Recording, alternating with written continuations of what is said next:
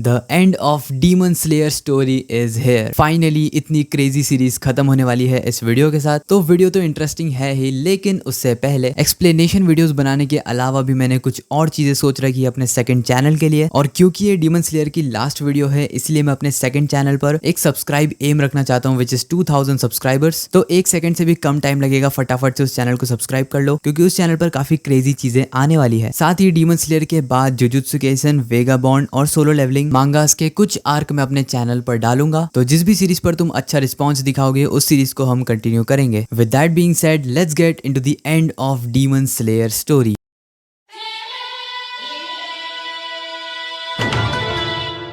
जब Muzan किबुत्सुजी almost मरने ही वाला था, तब वो याद करता है कि कैसे जीवन भर मौत उसका पीछा करती रही है। मुजान हमें बताता है कि जब वो पैदा नहीं हुआ था, यानी कि अपनी माँ के पेट में ही वो 3 से 4 बार मर चुका था। मतलब उसके हार्ट ने काम करना बंद कर दिया था और डॉक्टर्स ने डिक्लेयर कर दिया था कि ये मारा जा चुका है। पैदा होने के बाद जब उसे मरा हुआ घोषित कर दिया और बस उसे दफनाने के लिए ले जा रहे थे, तभी मुजान रोना शुरू कर देता है। और वो बताता है कि वो शुरू से ही बहुत ज्यादा जिद्दी था। मुजान हमें बताता है कि जिस चीज का उसने अपने जीवन भर इंतजार किया, अब वो फाइनली हो चुकी है, यानी कि उसके ब्लड ने फाइनली सनलाइट को कॉन्कर कर लिया है, मतलब नेजुको की बॉडी के अंदर। इसलिए मुजान कहता है कि फाइनली वो मोमेंट आ गया था, लेकिन मैं सिर्फ अपनी एक बॉडी से अपने सपने को पूरा नहीं कर सकता। फिर मुजान को याद आती है कगाया की कही हुई बात कि जब कगाया ने कहा था कि जो भी चीज पैदा हुई है उसका मरना तय है। और मुजान बताता है कि उसे एक भी इंसान याद नहीं जिसे उसने मारा था, लेकिन भले ही वो इंसान मारे गए थे, लेकिन उनकी फीलिंग्स जिंदा थी। और वो सारी फीलिंग्स मिलकर इतनी ज्यादा बढ़ गई कि उस बदले की आग ने मुजान तक को मार दिया। फिर हम देखते हैं कि मुजान की आंखों से आंसू आने लगते हैं,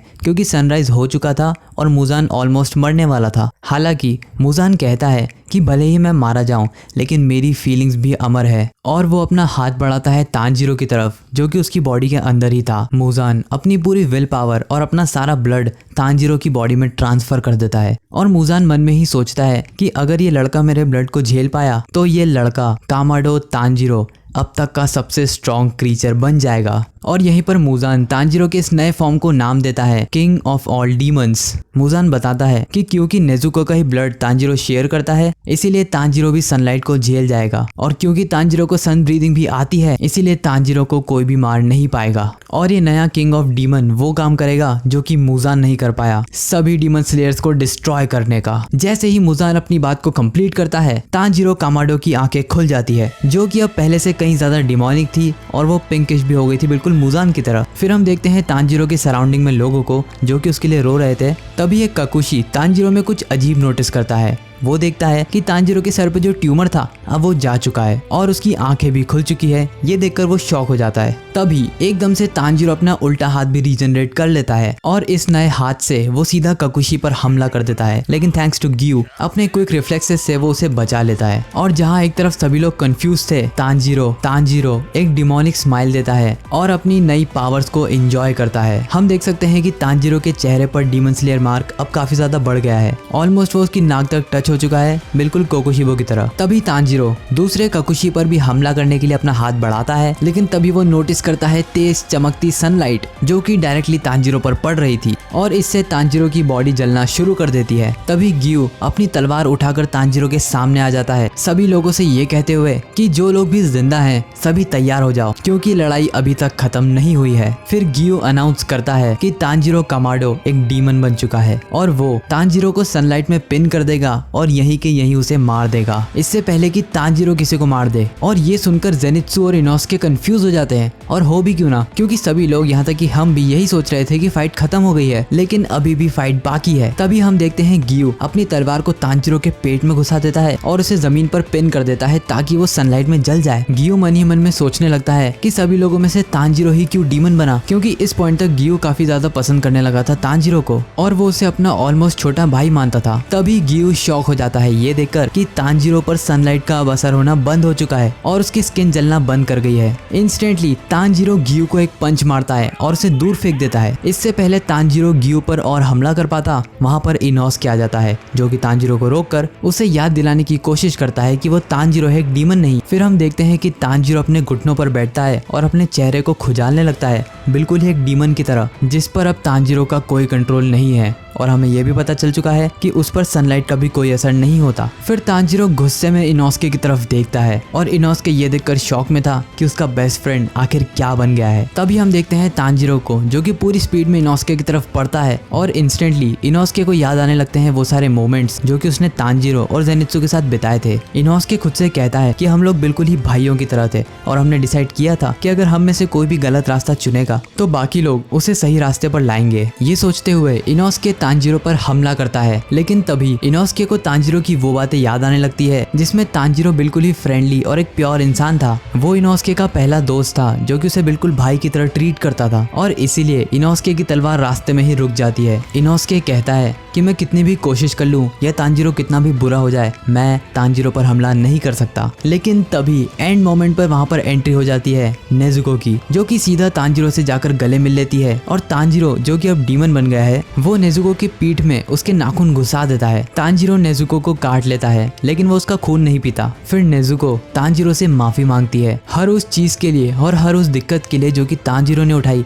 नेजुको को वापस इंसान बनाने के लिए। नेजुको अपने बड़े भाई से कहती है कि प्लीज वापस से इंसान बन जाओ और हम एक आम और नॉर्मल जिंदगी जिएंगे जैसा कि हम जिया करते थे। तांजीरो उसके नाखूनों को नेजुको में और जोर से गड़ाता है और जोर से चिल्लाता है। तभी वहां पर जेनित्सु आ जाता है और तांजीरो को पीछे से पकड़ लेता है ये कहते हुए कि नेजुको अब इंसान बन चुकी है, अब तुम डीमन मत बन जाओ। वो तांजीरो से कहता है कि तुम नेजुको को चोट पहुंचा रहे हो और इससे वो मर भी सकती है। और तभी वहां पर इनोस्के आ जाता है जो कि तांजीरो के सर पर मुक्के मारता है ये कहते हुए कि तांजीरो उस टाइप का इंसान नहीं है जो कि अपनी बहन को चोट पहुंचाए। इस सब से फ्रस्ट्रेट तांजीरो वापस से चिल्लाता है और इस बार अपने साथ एक शॉकवेव भी छोड़ता है जिससे जेनित्सु और इनोस्के दूर फेंका जाते हैं, लेकिन नेजुको अभी भी उसकी पकड़ में ही थी। तांजीरो अपने घुटने के बल बैठता है और पूरी तरीके से डीमन बन जाता है। उसकी पीठ पर से वैसे ही बोन टेंटिकल्स निकल जाते हैं जैसे कि मुजान की पीठ पर थे और नेजुको अभी भी उसे कस के पकड़ी हुई है। नेजुको अपने भाई से भीख मांगती है वापस से पहले जैसा हो जाने के लिए, लेकिन तांजीरो उसकी बात नहीं सुनता और जेनित्सु पर हमला कर देता है। तभी वहां पर गियो की एंट्री होती है और वो अपनी वाटर ब्रीदिंग से तांजीरो के अटैक को रिपेल कर देता है। अब गियो और भी ज्यादा टेंशन में आ चुका था क्योंकि तांजीरो पूरी तरीके से डीमन बन चुका है और अब कोई रास्ता नहीं कि वो वापस से इंसान बने। साथ ही सनलाइट का उस पर कोई भी असर नहीं हो रहा और ब्राइट रेड स्वॉर्ड का भी उस पर कोई असर नहीं होगा।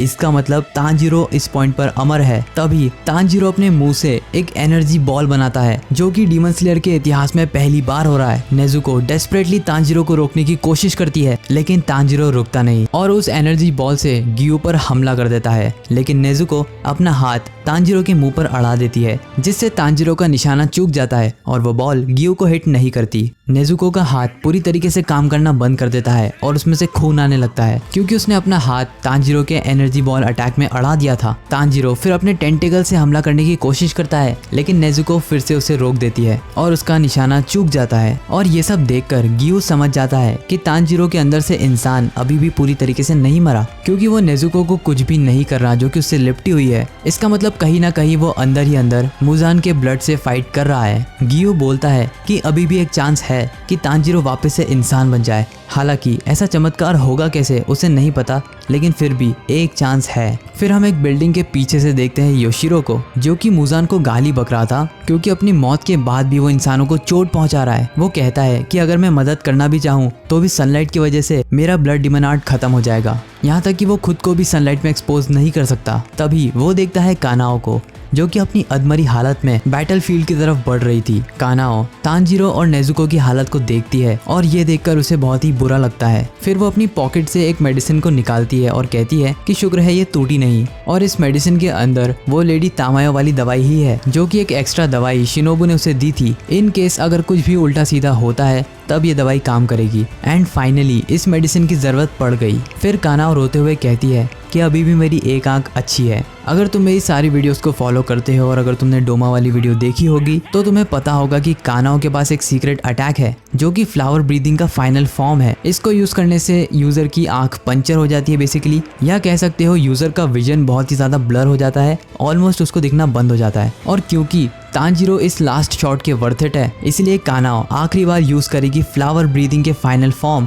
स्कारलेट स्पाइडर लिली आइस को फाइनल फॉर्म एक्टिवेट करते ही कानाओ तांजीरो पर हमला कर देती है और गियो भी उसे कवर देते हुए तांजीरो का ध्यान भटकाता है। लेकिन तांजीरो जानता था कि कानाओ क्या करने वाली है, इसलिए वो उस पर डायरेक्टली हमला करता है। लेकिन इंस्टेंटली कानाओ बैकफ्लिप मारकर उस इंजेक्शन को तांजीरो में इंजेक्ट कर देती है। कानाओ कहती है कि मुजान का चैप्टर अब क्लोज हो चुका है और तांजीरो बहुत ही अच्छा व्यक्ति है, इसलिए उसे अपनी बहन को नहीं रुलाना चाहिए। और उस मेडिसिन के इंजेक्ट हो जाने के बाद हम देखते हैं तांजीरो के सबकॉन्शियस माइंड को कानाओ जमीन पर गिर जाती है और तांजीरो अपनी जगह पर खड़ा हो जाता है। अपने सबकॉन्शियस माइंड में तांजीरो बहुत ज्यादा थक चुका था और ऑलमोस्ट हार मान चुका था, इसलिए वो भगवान से प्रार्थना करता है कि प्लीज मुझे घर जाने दो। और वो अपने हाथ को ऊपर की तरफ उठाता है, लेकिन तभी उसका हाथ म्यूटेट करके मुजान की आंख में कन्वर्ट हो जाता है। एंड ऑब्वियसली ये मुजान है जो कि तांजीरो से कहता है कि तुम्हारी फैमिली वैसे भी मर चुकी है, तो अब तुम्हारा घर घर नहीं, तुम्हारे फैमिली मेंबर्स की लाश है, तो उसके घर जाने से कोई फायदा होगा भी नहीं। तांजीरो कहता है कि आज भी मेरी फैमिली की मेमोरीज मेरे साथ जिंदा है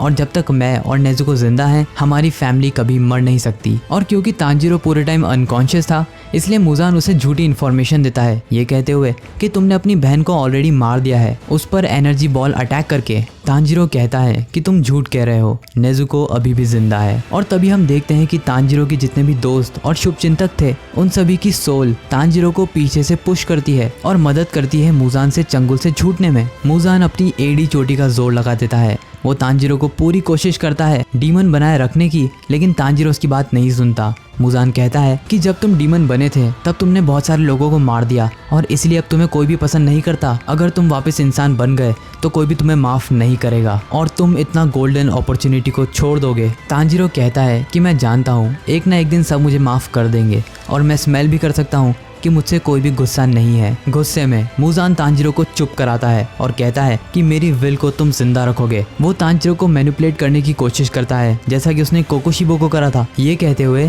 कि तांजीरो का डीमन स्लेयर मार्क आ चुका है, इसका मतलब वो 25 साल से ज्यादा नहीं जी सकता, तो इतनी छोटी लाइफ जीने से बेहतर है कि तुम एक डीमन बन के अमर हो जाओ। मुजान पूरी कोशिश करता है कि तांजीरो खुद के बारे में सोचे, लेकिन तांजीरो ऐसा नहीं करता। वो कहता है कि मुझे ऐसा अमर नहीं होना जहाँ मेरे दोस्त नहीं हो, मेरे दोस्त और फैमिली के साथ खुशी का एक दिन भी अमर होने से बेहतर है। मुजान तांजीरो के सर को पकड़ लेता है, उसकी पूरी बॉडी को जकड़ लेता है और उस पर प्रेशर बनाने की कोशिश करता है कि तुम ऐसी दुनिया में जाकर करोगे क्या जब तुम्हारी पूरी फैमिली, तुम्हारे सभी दोस्त, तुम्हारे सभी जानने वाले मर चुके हैं। और ये सुनकर तांजीरो की आंखों में आंसू आ जाते हैं। तभी हम देखते हैं कि और हाथ तांजीरो को ऊपर की तरफ पुश करते हैं, जिनमें से कुछ हाथ तो बहुत क्लियरली विजिबल हैं, जैसे कि गियोमे और रेनगोकू और तांजीरो के डैड का हाथ। तभी तांजीरो को खुशबू आने लगती है विस्टेरिया फ्लावर्स की। जैसे ही तांजीरो विस्टेरिया फ्लावर्स की तरफ देखता है, वो देखता है कि नेजुको के हाथ उनके अंदर से बाहर निकल रहे हैं और तांजीरो को बुला रहे हैं। तांजीरो अपने हाथ को नेजुको की तरफ बढ़ाता है और सभी लोगों की मदद से वो नेजुको के हाथ को पकड़ लेता है। नेजुको तांजीरो से कहती है कि अब घर जाने का टाइम हो चुका है। मुजान पूरी कोशिश करता है तांजीरो को रोकने की। वो कहता है कि हमने फाइनली सन को कॉन्कर कर लिया, इतने इंपॉर्टेंट टाइम पे तुम पीछे नहीं हट सकते, अब तुम्हें मेरे साथ ही रहना होगा। मुजान कहता है कि इतने सारे लोग मारे गए, इतने सारे लोगों का सैक्रिफाइस हुआ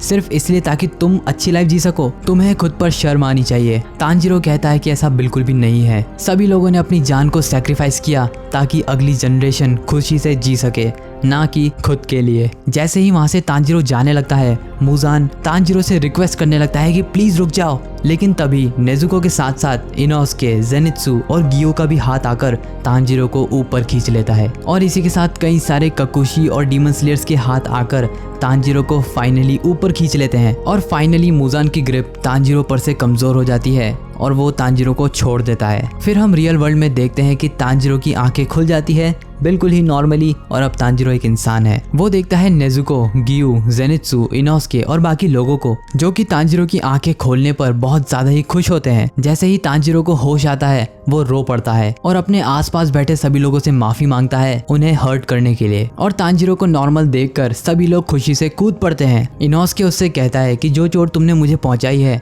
वो लिटरली कुछ भी नहीं है। और जेनित्सु कहता है कि जो तुमने नुकसान नेजुको को पहुंचाया है उसके लिए मैं तुम्हें जीवन भर माफ नहीं करूंगा। जाऊंगा। फिर हम देखते हैं नेजुको तांजिरो को गले लगा लेती है और वो दोनों भाई बहन हंसने लगते हैं रोते हुए। फिर हम देखते हैं कि कानाओ भी अब होश में आ चुकी है और वो तांजिरो को देखकर बहुत खुश है। इनोस्के तांजिरो के सर को पकड़ता है और रोने लगता है। वहीं दूसरी तरफ हम देखते हैं यूशिरो को, जो कि लेडी टामायो के हेयर पिन को पकड़कर रो रहा था और रोते हुए वो लेडी टामायो से कहता है कि फाइनली इट्स ओवर।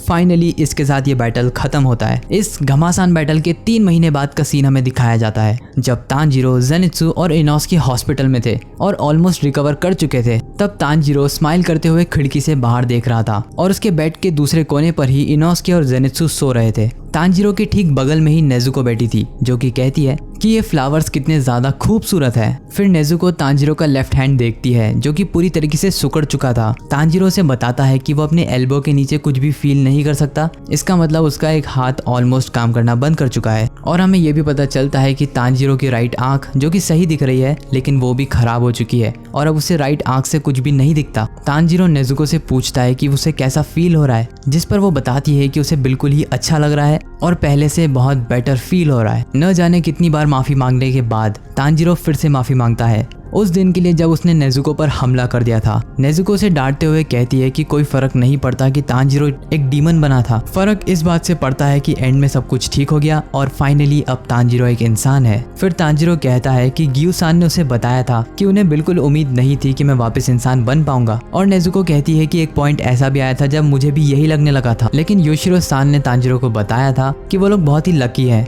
क्योंकि टाइम पड़ने पर कानाओ के पास मेडिसिन मिल गई थी जिसने तांजिरो को इंसान बनाने में बहुत मदद करी है। साथ ही योशिरो ने यह भी बताया था कि अपने डीमन स्टेट में तांजिरो मुजान से भी ज्यादा पावरफुल था, क्योंकि उसे सनलाइट का भी कोई फर्क नहीं पड़ रहा था। साथ ही उसकी विल पावर भी बहुत स्ट्रांग थी, जिससे योशिरो बहुत ज्यादा ही इम्प्रेस है। योशिरो तांजिरो से कहता है कि तुमने बहुत ही अच्छा काम किया और तुम बहुत ही अमेजिंग हो। ये सुनकर तांजिरो की आंखों में आंसू आ जाते हैं और वो कहता है कि अगर मेरे आसपास मेरे दोस्तों ने मेरी मदद नहीं करी होती तो मैं कुछ भी नहीं कर पाता। लेकिन योशिरो तांजिरो से कहता है कि ज्यादा खुश होने की जरूरत नहीं है और वो वहां से चला जाता है। लेकिन योशिरो के जाने से पहले तांजिरो से कहता है कि प्लीज मरना मत, क्योंकि वो आखिरी जिंदा डीमन है और सिर्फ वही है जो कि मिस टामायो को हमेशा जिंदा रख सकता है। और उस दिन के बाद से तांजिरो ने कभी योशिरो को नहीं देखा। तभी तांजिरो को याद आता है कि गियुसान कहाँ पर है, तो नेजुको से बताती है कि वो अभी ओबियाशिकी मैंशन पर है और वो किरिया ओबियाशिकी से कुछ इंपॉर्टेंट मीटिंग कर रहे हैं। फिर हम देखते हैं ओबियाशिकी मैंशन का एक सीन जहाँ पर आखिरी बार हाशिरा मीटिंग हो रही थी और इस हाशिरा मीटिंग को अटेंड करने के लिए सिर्फ 2 ही हाशिरा जिंदा थे। पहला तो है गियू और दूसरा है सानेमी। किरिया उन दोनों को ही बताता है कि आज से इसी वक्त से डीमन स्लेयर ऑर्गेनाइजेशन डिसॉल्व हो रही है और आज के बाद कभी भी उन दोनों को डीमन स्लेयर की तरह सर्व करने की जरूरत नहीं है। वो दोनों अपनी नॉर्मल लाइफ जी सकते हैं। ओबियाशिकी फैमिली अपने सर को झुकाकर रिस्पेक्ट शो करती है और दोनों हाशिराज को दिल से थैंक यू कहती है, लेकिन दोनों हाशिराज उन्हें सर झुकाने नहीं देते, ये कहते हुए कि डीमन स्लेयर ऑर्गेनाइजेशन को चलाने का क्रेडिट ओबियाशिकी फैमिली को जाता है, तो उन्हें किसी के सामने सर झुकाने की जरूरत नहीं है। गियू तोमियोका कहता है कि किरिया ने अपना काम परफेक्टली करा है और उसके फादर कगाया और उसके सभी एंसेस्टर्स सभी को उस पर बहुत ज्यादा गर्व होगा। ये सुनते ही किरिया के आंसू आ जाते हैं और वो गियू को थैंक यू सो मच कहता है। और ये सुनते ही गियू तोमियोका और सानेमी शिनुजुगावा एक दूसरे की तरफ देखते हैं और स्माइल पास करते हैं, क्योंकि सेंचुरी से चली आ रही ये लड़ाई फाइनली अब खत्म हो गई है। जिसके बाद हम देखते हैं तेनगेन उजुई को, जो कि अपनी तीनों वाइफ के साथ तांजिरो से मिलने आता है और वो सभी तांजिरो और नेजुको से मिलकर काफी खुश होते हैं और ये भी कहते हैं कि हॉस्पिटल से डिस्चार्ज होने से पहले तांजिरो एक बार उनसे मिलकर जाए। तभी वहाँ पर रेनगोकू का छोटा भाई और उसके डैड शिंजुरो भी आ जाते हैं। शिंजुरो उसे थैंक यू कहता है क्योंकि उसने अपनी पूरी फाइट के दौरान रेनगोकू की तलवार का हिल्ट अपनी तलवार में लगा रखा था और इससे शिंजुरो बहुत ही ज्यादा इमोशनल हो जाता है, ये कहते हुए कि मुझे पूरा यकीन है रेनगोकू इससे बहुत खुश होगा। तभी जेनित्सु, जो कि सो रहा था, उसकी नींद खुलती है और वो देखता है कि कई सारे स्वॉर्ड्समैन कमरे के बाहर से अंदर देख रहे हैं और ये देखते ही जेनित्सु डर जाता है और ये लोग हर रोज आकर जेनित्सु को डरा देते हैं। लेकिन आज के दिन सिर्फ ब्लैकस्मिथ ही नहीं और भी कई सारे लोग आए थे तांजिरो से मिलने के लिए और ये देखकर जेनित्सु और भी ज्यादा डर जाता है और इतने सारे क्राउड का इकट्ठा होने से तांजिरो भी शॉक हो जाता है। फिर हम लोग देखते हैं कि क्राउड के नीचे से चुपके से इनोस्के निकल कर जाता है और किचन में से स्नैक्स चोरी करके खाने लगता है, लेकिन आओई उसे पकड़ लेती है और इनोस्के साफ झूठ कहने की कोशिश करता है कि उसने खाना नहीं चुराया। तभी आओई उसे एक प्रिपेयर्ड खाने की प्लेट लाकर दे देती है और कहती है कि अगर तुम्हें भूख लग रही है तो तुम इसे खा सकते हो। और ये देखकर इनोस्के ब्लश करता है, ये सोचते हुए कि ये लड़की हमेशा मुझे पकड़ लेती है, इसके पास कोई सुपर पावर्स है क्या। और ये सोचते हुए इनोस्के स्माइल करता है। फिर हम देखते हैं कानाओ को, जो कि एक साकुरा ट्री के नीचे खड़ी थी, कि तभी वहाँ पर तांजीरो आ जाता है और वो दोनों बात करते हैं कि चेरी ब्लॉसम कितने सुंदर लग रहे हैं। जिस पर कानाओ उसे बताती है कि इस पेड़ का नाम है विक्ट्री और इस पेड़ को लगाया था पहले फ्लावर ब्रेथ यूजर ने, और इसलिए कानाओ उस पेड़ को बताना चाहती थी कि वो लोग फाइनली जीत चुके हैं। और इसी के साथ कानाओ और तांजीरो दोनों ही ब्लश करते हैं। फिर तांजीरो कानाओ से पूछता है कि क्या तुम्हारी आंख पहले से बेहतर है, जिस पर वो बताती है कि वो कम्प्लीटली ब्लाइंड नहीं है, अभी भी उसे चीजें विजिबल है, तो कोई टेंशन वाली बात नहीं है, बस चीजें ब्लर दिखती है। इसी के साथ वो ये भी बताती है कि ओबोनॉय ने अपना स्नेक उसे गिफ्ट करा था उसके आखिरी टाइम पर। तभी हम देखते हैं कॉरिडोर में चलते हुए सानेमी और नेजुको आमने सामने आ जाते हैं और नेजुको उसे ग्रीट करते हुए पूछती है कि क्या तुम्हारी चोट ठीक हो गई, जिस पर सानेमी कहता है कि हाँ वो पहले से बेहतर है और वो ये भी बताता है। इसके साथ सानेमी नेजुको से सॉरी भी बोलता है क्योंकि मुजान के मरने के बाद इंस्टेंटली सानेमी बेहोश हो गया था, तो तांजीरो को रोकने में वो बिल्कुल मदद नहीं कर पाया। जिस पर जोर से हंसते हुए नेजुको कहती है कि ये तो कुछ भी नहीं, मैं तो लगभग 2 साल के लिए सो रही थी। और हंसती हुई नेजुको को देखकर सानेमी को गेन्या की याद आती है और स्माइल करते हुए सानेमी नेजुको के सर पर हाथ रखता है और कहता है अपना ध्यान रखना, और इतना कहते ही वो वहां से चला जाता है। और जेनित्सु जो कि ये सब देख रहा था वो सानेमी से बदला लेने की सोचता है। फिर हम देखते हैं एक रियूनियन जहाँ पर तांजीरो और नेजुको मिलते हैं गियो तोमियोका और सुकोंजी से, जिसके कुछ टाइम बाद वो पूरी तरीके से ठीक हो जाते हैं और वो लोग बटरफ्लाई मैंशन को छोड़कर चले जाते हैं। तांजीरो, नेजुको, जेनित्सु और इनोस्के उन सभी लोगों की ग्रेव को विजिट करते हैं जो कि डीमन स्लेयर थे और डीमन से फाइट करने में अपनी जान गंवा चुके थे। जिसके बाद वो सभी लोग तांजीरो के पुराने घर जाते हैं और रास्ते में पूरे टाइम जेनित्सु के पास उसके मास्टर की अस्थियां भी थी, जिस पर इनोस्के पूछता है कि आखिर तुम अपने साथ ये क्या लेकर घूम रहे हो, क्या इस चीज को खाया जा सकता है। ये सुनकर जेनित्सु इनोस्के पर गुस्सा हो जाता है। फिर वो लोग मिलते हैं साबुरो से, जो बेसिकली तांजीरो के घर के पास में रहते थे या उनके पड़ोसी हैं, और वो सभी पड़ोसी से मिलकर बहुत ज्यादा ही खुश होते हैं। फिर वो चारों ही तांजीरो के पुराने घर पर पहुंचते हैं और उनके घर के जस्ट बगल में ही जो फ्लावर्स लगे थे वहां पर चारों बैठकर तांजीरो के फैमिली मेंबर्स को रिस्पेक्ट शो करते हैं। जिसके बाद इन चारों की लाइफ का एक अच्छा चैप्टर स्टार्ट हो जाता है। डीमन स्लेयर के क्रिएटर क्योयोहारो गोतोगे हमें इस पेज पर लाकर छोड़ देते हैं कि इसके बाद इस पॉइंट के बाद सभी कैरेक्टर्स अपनी जिंदगी खुशी खुशी जीते हैं और इसी के साथ डीमन स्लेयर की पूरी स्टोरी खत्म हो जाती है। लेकिन फैंस की भारी डिमांड पर इसके बाद भी एक चैप्टर को ऐड किया गया था स्टोरी में, जहां पर हमें डीमन स्लेयर की नई जनरेशन देखने को मिलती है, वो लोग कैसे जीते हैं, अब वो लोग क्या करते हैं और बाकी सारी चीजें। तो अगर तुम लोग चाहते हो कि मैं उस फ्यूचर आर्क पर भी एक वीडियो बनाऊं तो मुझे कमेंट्स में बता देना। एंड बस गाइस, आज की वीडियो के लिए सिर्फ इतना ही। That's it for today. Thank you for watching this video.